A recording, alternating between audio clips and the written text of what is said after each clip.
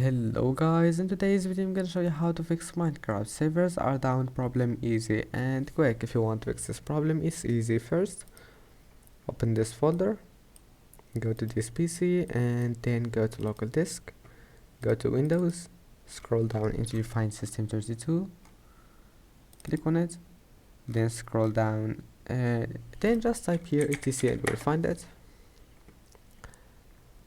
Click on it.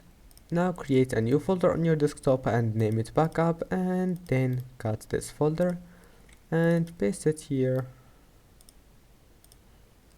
and that's it. I hope that can help you. Now your problem must be fixed, but if that doesn't fix your problem, type here command, right click on it, run as administrator.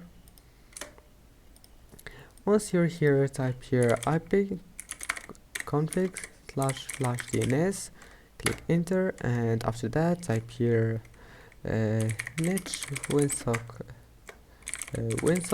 reset, and then click enter, and that's it. Your problem must be fixed. Don't forget to like just to start your PC, and that's it. Don't forget to like and subscribe, and see you in the next video.